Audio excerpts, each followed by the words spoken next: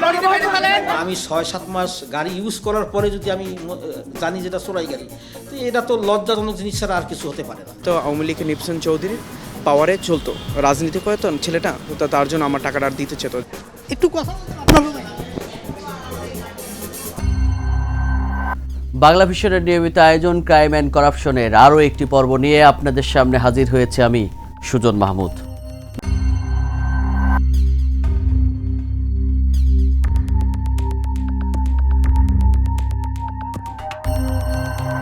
দর্শক, গত পর্বে আমরা দেখিয়েছিলাম রাজধানী সহ সারা দেশেই বিভিন্ন স্থানে গাড়ি ছিনতাই চক্রের বেশ কিছু চাঞ্চল্যকর ঘটনা। একই সাথে তুলে ধরেছিলাম এই চক্রগুলোর গাড়ি ছিনতাইয়ের ভয়ঙ্কর সব কৌশল। আর এই পর্বে আমরা তুলে ধরব ছিনতাইয়ের এসব গাড়িগুলো কোন কাজে ব্যবহার হয়ে আসছে, এসবের পিছনের উদ্দেশ্যই বাকি। এসবের উত্তর জানার আগে ঢাকা চিটাগাং রোডের কয়েকটি ডাকাতির ঘটনা আপনাদের দেখাতে চাই, যেসব ভিডিও সামাজিক যোগাযোগ মাধ্যমেও আতঙ্ক ছড়িয়েছে দূরপাল্লার যাত্রী ও চালকদের মাঝে। রাজধানী ঢাকা সহ সারা দেশের হাইওয়ে হিসেবে পরিচিত মহাসড়কগুলোতে চলে সংঘবদ্ধ ডাকাত এবং ছিনতাইকারী চক্রের এমন ভয়ঙ্কর সব কর্মকাণ্ড। এসব ঘটনায় যাত্রীদের যেমন মূল্যবান সম্পদ হারাতে হয়, ঠিক তেমনই ঘটে হত্যাকাণ্ডের মতো ঘটনাও। ঢাকা চিটাগাং রোডে ঢুকলে আপনারা রাত 10টার পরে গাড়ি চালাবেন না। 10টার পরে গেলে আপনাদেরকে ডাকাতের মুখোমুখি হতে হবে। ডাকাতের মুখোমুখি হতে গেলে আপনাদেরকে ফলো করবে প্রাইভেট গাড়ি দিয়ে। বিশেষ করে প্রাইভেট গাড়ি যারা আছেন তাদেরকে উদ্দেশ্য করে কথাটা বলতেছি। গত 6 মাসে রাজধানী সহ সারা দেশে ডাকাতি এবং ছিনতাইয়ের মতো ঘটনা ঘটেছে প্রায় 1300টি। এর মধ্যে 20টির মতো ঘটনা বেশ গুরুতর, যা ঘটেছে খোদ রাজধানী ও এর আশপাশের এলাকাতেই। এমনকি রাজধানীর সবচেয়ে ব্যস্ততম সড়ক শাহবাগের মতো এলাকাতেও ঘটেছে খুব আলোচিত গাড়ি ছিনতাইয়ের একটি ঘটনা, যা সংঘটিত হয়েছে মাত্র 20 সেকেন্ডে। ক্রেতা সেজে এসে ছিনতাই করে নেয় দামি একটি গাড়ি। এর বাইরে হাইওয়েতেও প্রতিনিয়তই ঘটছে এসব ঘটনা। এর প্রেক্ষিতে হাইওয়ে পুলিশের পক্ষ থেকে নেওয়া হয়েছে নানা সতর্কতামূলক ব্যবস্থা। এর মধ্যে সারা দেশের হাইওয়েতে ছিনতাই করে এমন চক্রের একটি তালিকাও প্রকাশ করেছে। মহাসড়কে ডাকাতিতে জড়িত 1443 জনকে চিহ্নিতও করেছে হাইওয়ে পুলিশ। এরকম যদি গাড়ি কারো ছিনতাই হয় বা কারো চুরি হয়, এটা তাৎক্ষণিকভাবে আমাদেরকে জানালে আমরা তো একটা ব্যবস্থা নেব চেকপোস্টের মাধ্যমে। আর আমরা অতি সম্প্রতি ঢাকা চট্টগ্রাম মহাসড়কে আমরা এই 250 কিলোমিটারের রাস্তায় আমরা 1472টা ক্যামেরা লাগিয়েছি, সিসি ক্যামেরা। এই ক্যামেরাগুলো আবার এর মধ্যে কিছু সংখ্যক ক্যামেরা হচ্ছে আর্টিফিশিয়াল ইন্টেলিজেন্স সংযুক্ত। তার কাজে আমরা এটা চালু হওয়ার পরে ইনশাল্লাহ আমরা হয়তো আগামী 2-1 মাসের ভিতরে চালু করতে পারবো। চালু করলে যেরকম যদি কোনো হয় যে এই গাড়িটা, এই নাম্বার প্লেটওয়ালা গাড়িটা ছিনতাই হয়েছে বা কোনো অপরাধকর্ম সংঘটিত করতেছে, এটা বললে এটা আমরা আমাদের অপারেশন রুমে দিয়ে রাখলে এই গাড়িটা যখন ঢাকা চিটাগাং রোডে যাবে এটা আমরা ধরতে পারবো। রাজধানীতে গাড়ি ছিনতাইয়ের অভয়ারণ্য হিসেবে 17টি স্পটকে চিহ্নিত করেছে আইনশৃঙ্খলা বাহিনী। সেগুলো হলো উত্তরা গুলশান লিংক রোড, হাতিরঝিল, কালশী, মহাখালী, খিলগাঁও, ত্রিমোহনী, নন্দীপাড়া, এক্সপ্রেসওয়ের লিংক রোড সমূহ এবং মাওয়া রোড এর অন্যতম। তবে এর মধ্যে রাতের ফাঁকা এলাকাগুলো ছিনতাইকারীদের প্রধানতম টার্গেট। পরিস্থিতি এমন যে দিনে দুপুরেও গাড়ি ছিনতাইয়ের মতো ঘটনাও ঘটেছে রাজধানীর খিলগাঁওয়ের নন্দীপাড়া এলাকায়। যাত্রী সেজে গাড়িতে উঠে নানা কৌশলে গত 17 মার্চ প্রায় দুপুরের দিকে ছিনতাই করে নেয় রেন্টেকারের একটি গাড়ি। ঘটনার মাত্র 7 ঘন্টা পেরোতে না পেরোতেই অবশ্য ছিনতাইকারীদের ধরেও ফেলে খিলগাঁও থানা পুলিশ। একই সাথে উদ্ধার করে সেই গাড়িটিও। তবে শুনতে চাই কিভাবে এত দ্রুততম সময়ের মধ্যে উদ্ধার হলো ছিনতাই হওয়া গাড়িটি। বেলা 11:45 দিকে অজ্ঞাতনামা একজন ব্যক্তি একটি প্রাইভেট কার ভাড়া করে।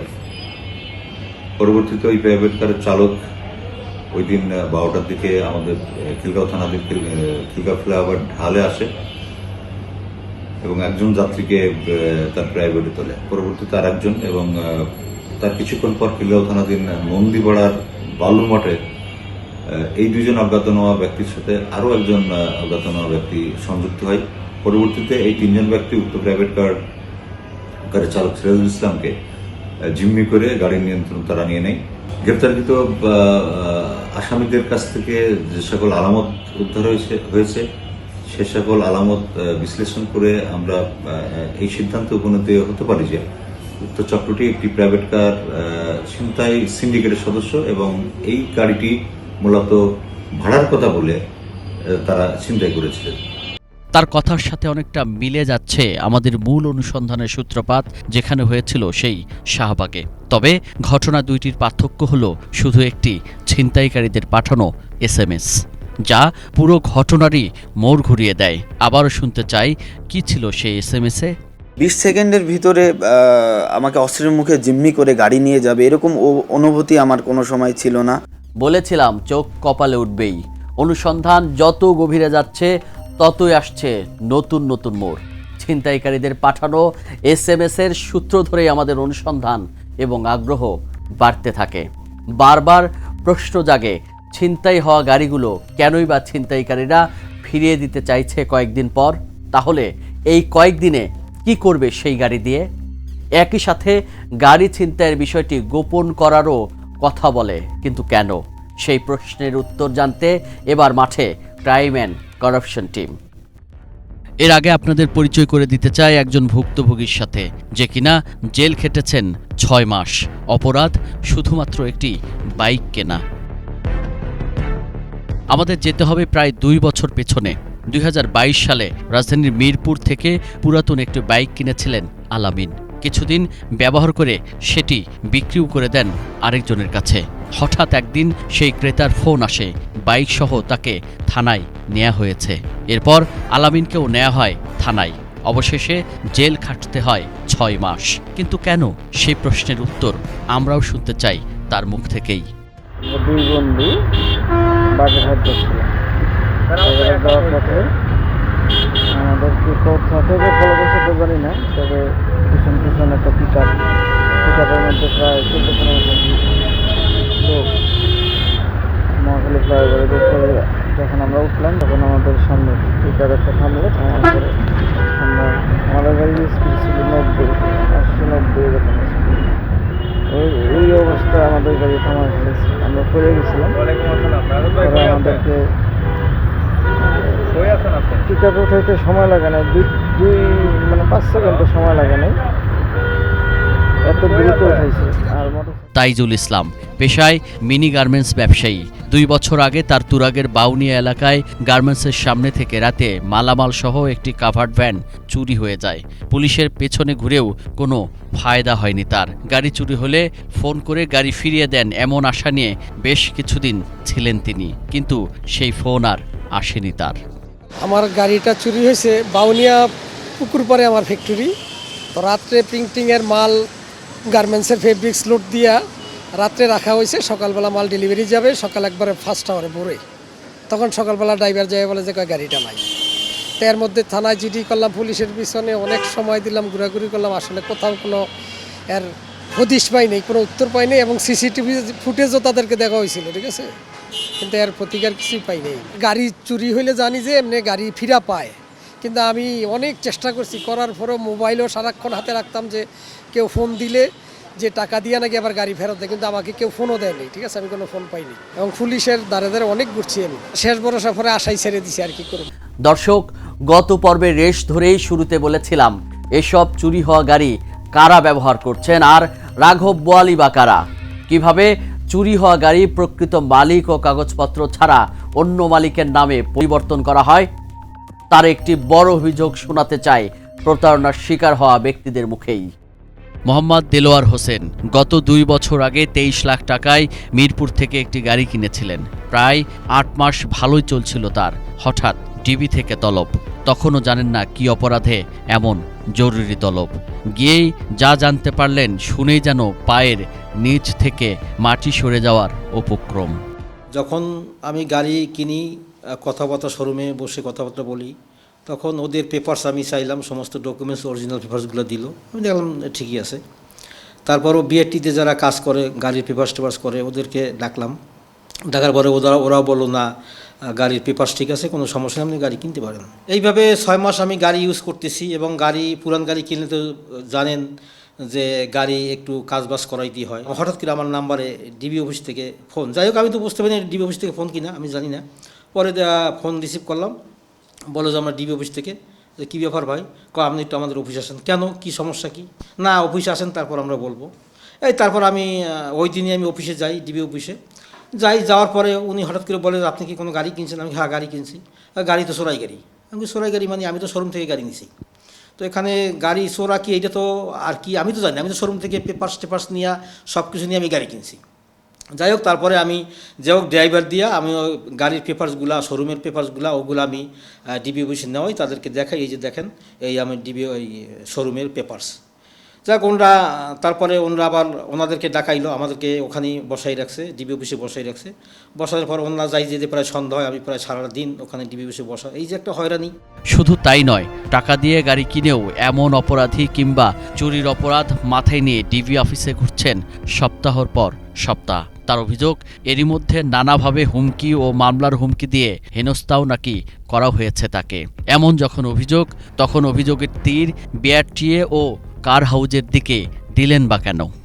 আমি তো জানি না যে এটা চোরাই গাড়ি না কি গাড়ি, এটা তো আমি তো শোরুমের ডকুমেন্টস আমার সব কিছু আমি ডিবি বিষয়ে আমি হ্যান্ড ওভার করছি, শোরুমের পেপারসগুলি। তো এখন ওনারা বলতেছে ভাই আসলে আপনি যাই করেন গাড়ি তো চোরা গাড়ি আপনি কিনছেন। আমি কি চোরা গাড়ি কিনলে তো আমার নামে অনলাইন কীভাবে হলো? তো অনলাইন আমার নামে কীভাবে হলো? তো অনলাইন হলে তো এটা তো ডিবি আপনার বিআরটি অফিস জানা উচিত যে আসলে এটা চোরাই গাড়ি কিনা। তাহলে আমি 7 মাস গাড়ি কীভাবে ইউজ করলাম যদি চোরাই গাড়ি হতো? তাহলে এখন আমি 7 মাস আমার নামে অনলাইনও হয়ে গেছে, রেজিস্ট্রি অনলাইন হয়ে গেছে, এবং আমি 6-7 মাস গাড়ি ইউজ করার পরে যদি আমি জানি যেটা চোরাই গাড়ি, তো এটা তো লজ্জাজনক জিনিস ছাড়া আর কিছু হতে পারে না। আমি মনে করি এটা বিআরটি অফিসের ব্যর্থতা। আমার মনে হয় বিআরটির সাথে কিছু অসাধু কিছু দালাল বলে, এদেরকে দালাল বলা হয়। এরা এই যে বিআরটির অফিসারদের সাথে লিয়াজু করে এরা দেখা যায় এই 2 নম্বরই কাগজপত্রগুলো করে এরাই এইগুলা করে, এদের সাথে বিআরটি অবশ্যই জড়িত আছে। এত সময় শুনলাম শোরুম থেকে গাড়ি কিনে প্রতারণার শিকার হওয়ার গল্প, কিন্তু এবার ক্রাইম অ্যান্ড করাপশন টিম ভিন্ন একটি চরিত্র সামনে আনতে চায়, যিনি গাড়ির ব্যবসায়ী হলেও ফেঁসে যান অপর ব্যবসায়ীর ফাঁদে। কি ছিল সেই ফাঁদ, আর কেনই বা সেই ফাঁদ থেকে বেরোতে পারেননি তিনি, সেই গল্প শুনে আসা যাক। আমি একটা পুরনো তো গাড়ি কিনে, ছেলেটার নাম থাকে দাউদ। তো সে আমার কাছে মূলত গাড়িটা বিক্রি করে 8.5 লাখ টাকা। তো গাড়িটা বিক্রি করার থেকে 3 থেকে 4 দিন পরে হঠাৎ করে গাড়িটা যখন নিয়ে, যেহেতু আমি গাড়িটা ইউজ করার জন্য গাড়িটা কিনেছি, গাড়িটা যখন নিয়ে রাস্তায় বেরোয় তখন ওরা একটা সিন্ডিকেট দিয়ে পুলিশ দিয়ে গাড়িটা তো ধরায়, কেন ও তো জানে যে আমার বাসা কোথায়। তো গাড়িটা ধরে গাড়িটা কেরানীগঞ্জ থানায় নিয়ে যায়। নিয়ে যাওয়ার পরে তখন আমাকে ওখানকার যে ডিউটি অফিসার বলে গাড়িটার নামে একটা ওয়ারেন্ট থাকে, যেহেতু গাড়িটার নামে একটা কমপ্লেন থাকে, তো গাড়িটা জব্দ করে কোর্টে থানায় জব্দ করার পরে তো আমাকে ওই ছেলে আবার যখন আমি যোগাযোগ করি, ছেলে তখন যোগাযোগ করে না। তার ওয়াইফ আবার যখন তার ফোনটা ধরে, তার ওয়াইফ বলে যেহেতু ভাইয়া গাড়িটা থানায় নিয়ে গেছে, আপনি আমাদেরকে 1 সপ্তাহ সময় দেন, আমরা গাড়িটা আপনাকে, যেহেতু আমার হাজব্যান্ড আপনার থেকে টাকা নিয়েছে, আপনার কাছে ডকুমেন্ট 300 টাকার স্ট্যাম্প করে নিয়ে দিয়েছে, তো সে আসলেই আপনাকে গাড়িটা আমরা রিকভারি করে বাই করে দিয়ে দিব। তো আমি ওই আশ্বাসে আমি কোনো জিটি করি না, কোনো থানায় কোনো কমপ্লেন করি না, ওয়েট করতে থাকি। তারপর তারা কি করে, তাদের একটা চক্র দিয়ে আবার গাড়িটা তারা থানা থেকে আবার বাই করে নিয়ে যায়। যেহেতু গাড়িটা তাদের নামে মালিকানা থাকে, তখন তারাই আবার নিজেরা প্রুফ করে যে তারাই ওনার, ওই প্রুফ করে গাড়িটা আবার তারা ছুটায় নিয়ে চলে যায়। তারপরে যখন আমি থানায় যাই দেখি গাড়িটা থানার আর থাকে না। তো যখন তাদের সাথে যোগাযোগ করি তখন তারা আমাকে বলে যে ঠিক আছে ভাই, আমি আপনাকে 8.5 লাখ টাকা ফেরত দিয়ে দেবো এরকম করে। আর সবচেয়ে বড় জিনিস হচ্ছে সে তো আওয়ামী লীগের নিপসন চৌধুরীর পাওয়ারে চলতো, রাজনীতি করে তো ছেলেটা, তো তার জন্য আমার টাকাটা আর দিতে চেত। যখনই যেতাম তখনই সে হলো মানে বকাবকি করে রাগারাগি করে বলতো যে হ্যাঁ টাকা দিচ্ছি, আপনি কেন আসতেছেন, আমি আপনাকে টাকা রিটার্ন করে দিব, বিভিন্ন হুমকি ধুমকি দিয়ে। আর তার বাসা পর্যন্ত আমি যেতে পারতাম না, টাকাটা দিতাম। এইভাবে আমি খুব ভুক্তভোগী এবং আমার ফ্যামিলিটা আজকে গাড়ি ছাড়া খুব কষ্ট করতেছে। অপর এক ভুক্তভোগী আবুল কালাম, তিনিও জানালেন তিক্ত অভিজ্ঞতার কথা। শোরুম থেকে গাড়ি কিনে মাথায় নিতে হয়েছে চুরির অপবাদ, লাঞ্ছনা করেছে ডিবি পুলিশ। অভিযোগের তীর একইভাবে বিআরটিএর বিরুদ্ধে, কিন্তু কেন? আমরা মিরপুর শোরুম থেকে একটা গাড়ি কিনি, প্রিমিয়াম গাড়ি কিনি। কেনার পরে এটা ওই শোরুম থেকে কাগজপত্র সব নিই, আমরা মিরপুর বিআরটিএতে আমরা কাগজপত্র, নাম ট্রান্সফারের কাগজপত্র আবেদন করি। প্রায় নাম ট্রান্সফার আমাদের অনলাইন হয়ে গেছে। হয়ে যাওয়ার পরে প্রায় 7 মাস পরে হঠাৎ করে ডিবি থেকে আমাদেরকে ফোন দিছে, বলছে যে আপনারা একটু ডিবিতে আসেন। পরে ডিবিতে গিয়ে শুনি যে গাড়িটা নাকি চোরাই গাড়ি। তারপরে ওইখানে যাওয়ার পরে তো ডিবির অফিসাররা অনেক কথাবার্তা আমাদেরকে বলছে। আমরা বলছি যে স্যার আমরা তো গাড়ি শোরুম থেকে কিনছি, শোরুমের সব কাগজপত্র ডকুমেন্ট দেখাইছি। তারপরে ওনারা বলে যে এটা চোরা গাড়ি আপনারা কিনলেন কেন, অনেক কথাবার্তা অনেক কিছু। তারপরে শোরুমের মালিকজন ওখানে গেছে, ওইখানে যাওয়ার পরে ওরা এটারে বলছে যে ওরাও বলে যে আমরা যে এই মালিক থেকে গাড়ি কিনছি ওই মালিক নাকি দুবাই চলে গেছে। যেই জায়গার মধ্যে বিআরটিএ সরকার প্রশাসন এগুলা নজরদারি করার কথা, বিআরটিএতে যখন আমরা কাগজ করতে গেছি তখন যদি বিআরটিএতে অভিযোগটা থাকতো যে গাড়িটা চোরাই গাড়ি, তখনই আমরা আর এখানে মানে হয়রানি হইতাম না। বিআরটিএ যখন গাড়ির কাগজটা নাম ট্রান্সফার করতে গেছি তখন যদি জানতাম যে এটা চোরাই গাড়ি, তখন আমরা ওইখান থেকে তো আমরা আমাদের সমস্যাটা সমাধান করে ফেলতে পারতাম। কিন্তু 6 মাস 7 মাস পরে ডিবিতে অভিযোগ আসে যে আমাদের এটা চোরাই গাড়ি। তো এগুলো আসলে কেন? যদি সরকার বা প্রশাসন এরা যদি সুন্দরভাবে বিআরটিএ বিশাল একটা বাংলাদেশের একটা প্ল্যাটফর্ম, ওনারা যদি সুন্দরভাবে কাজটা করে তাহলে তার এই ঝামেলাগুলো হয় না। বাংলাদেশ সড়ক পরিবহন কর্তৃপক্ষ অর্থাৎ বিআরটিএর বিরুদ্ধে যখন এত সব অভিযোগ, তখন এর সত্যতা যাচাই করার পালা আমাদের। এত অভিযোগ প্রকাশ্যে আসছে, কিভাবে এমন দুর্নীতি হচ্ছে আর কি বলছে কর্তৃপক্ষ, সেদিকে নজর দিতে চায় টিম ক্রাইম অ্যান্ড করাপশন।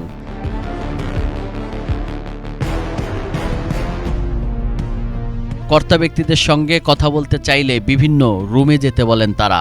এক ভবন থেকে অন্য ভবনে এভাবেই ঘুরাতে থাকেন আমাদের। কেউ ক্যামেরায় কথাই বলতে নারাজ, আবার কেউ বলছেন এই বিষয়ে কথা বলার এখতিয়ার নেই তার। আমি একটু বলি, আমি এখানে কাজ করি হচ্ছে প্রাইভেট রেজিস্ট্রেশন শাখায়। তো প্রাইভেট রেজিস্ট্রেশন শাখা আসলে কাগজপত্র মালিকানা পরিবর্তন বা এরকম কোনো কিছু সুযোগ নাই। আমার কাছে যারা নতুন গাড়ি আসে শুধুমাত্র তাদের নিবন্ধন দিই। তো আপনার মনে এটার জন্য সংশ্লিষ্ট শাখা হচ্ছে আমাদের মালিকানা বদলি শাখা। আপনি যদি সেখানে কথা বলেন সে একটা বিষয়। আর আমাদের অফিসে একজন ডিডি স্যার আছেন যিনি আমাদের সকল এডির কনসার্ন। আপনি যদি স্যারের সাথে কথা বলেন সেটা ভালো হয়, কারণ আমি এটার জন্য অথরাইজ না।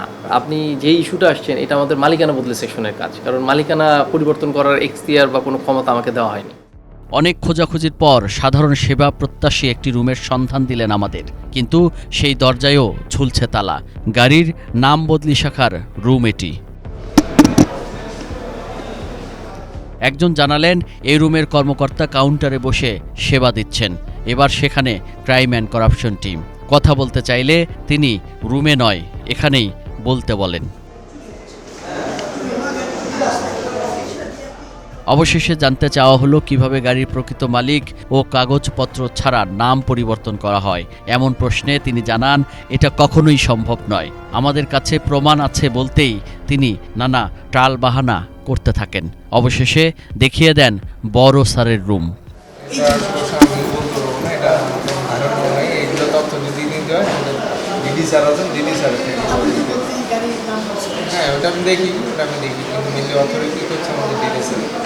আর শোরুমের মালিকরা অভিযোগের তীর ছুড়লেন সেই বিআরটিএর দালাল ও কতিপয় অসাধু কর্মকর্তা কর্মচারীর বিরুদ্ধে। রেজিস্ট্রেশন নাম্বারটা আমরা বিআরটি থেকে চেক করলাম, দেখলাম এটা এক মহিলার নামে একটা ফিল্ডার গাড়ি রেজিস্ট্রেশন হয়েছে, একই কালার, ব্লু কালার। আমার গাড়িটা ছিল ব্লু, বিআরটি থেকে ফিল্ডার একটা রেজিস্ট্রেশন হয়েছে, ওটাও ব্লু, বাট ওটা একজন মহিলার নামে। তো তারপর আমরা একটা থানায় জিডি করলাম, প্রথমে জিডি করে এটা ডিবিতে ট্রান্সফার করলাম। করে ডিবিতে আমরা বললাম যে আমরা ধারণা করতেছি ওনার বাসা এটা, লোকেশন এটা, বাট এখানে একটা রেজিস্ট্রেশন করা গাড়ি আছে যেটাতে অন্য নাম্বার লাগানো। তো ডিবি আমাকে প্রথমে বললো যে আপনি আরেকটু কনফার্ম হন যে এই গাড়িটাই আপনার কিনা। তারপরে এটা আমরা আরেকটু এটাতে সময় দিলাম এবং দিয়ে আমরা চেসিস নাম্বার দিয়ে দেখলাম যে আসলে ওই গাড়িটাই আমাদের। তারপরে ডিবি সহ আমরা গেলাম, ওখানে যাওয়ার পর ওই ভদ্রলোকের সাথে হয়তো বা কারো সম্পর্ক ছিল, সিনিয়র কোনো অফিসার কোনো এক জায়গাতে হবে, সে আমাদেরকে প্রথমে প্রেশার দিল কেন আমরা এখানে গেছি, চার্জ করছে। আমরা যখন তারপরে তাদেরকে বললাম যে না এটাই আমাদের গাড়ি এবং আমরা এটা রিকনফার্ম হয়ে আসছি, তারপরে তারা আমাদেরকে হেল্প করছে অবশ্য। পরে আমরা গাড়িটা চেস নাম্বার মিলিয়ে দেখলাম যে আমাদের গাড়ি ওইটাই। রাস্তা থেকে গাড়ি চুরির ঘটনা সম্প্রতি বেশ কয়েকটি ঘটেছে। এটি হাইওয়েতে তেমন ঘটে না, তবে চুরি করা গাড়ি দিয়ে ডাকাতির ঘটনা প্রায়শই ঘটছে। অতি সম্প্রতি বিভিন্ন কারণে পরপর কয়েকটা ঘটনা ঘটে গেছে খুব সংক্ষিপ্ত সময়ের ভিতরে। তো এটা জানার পরে আমাদের আইজিপি মহোদয় আমাদেরকে নিয়ে বসছিলেন, বসে আমাদের কিছু সমস্যার কথা উনি শুনলেন, শুনে উনি কিছু দিক নির্দেশনা দিয়েছেন। 2005 সাল থেকে এই যাবৎকালে হাইওয়েতে যতগুলো এরকম অপরাধমূলক কর্মকাণ্ড, ডাকাতি, চুরি, ছিনতাই সংঘটিত হয়েছে তার যে চার্জশিটভুক্ত আসামি, এদের 1443 জন আসামি আমরা একটা লিস্ট করেছি, করে এটা আমাদের হাইওয়ে পুলিশ এবং আমরা জেলা পুলিশকে লিস্ট দিয়েছি, দিয়ে এখন আমরা তাদের বাড়ি বাড়ি যেয়ে তাদের অবস্থানটা জানতে চাচ্ছি যে তারা কে কোথায় আছে। দর্শক, আজ বিদায় নিচ্ছি, তবে এই বিদায় সে বিদায় নয়। দেখা হচ্ছে আগামী পর্বে। সে পর্যন্ত ভালো থাকুন, সুস্থ থাকুন এবং বাংলা ভিশনের সঙ্গেই থাকুন। কোনো অসঙ্গতি চোখে পড়লেই তুলে ধরুন আমাদের কাছে। আল্লাহ হাফেজ।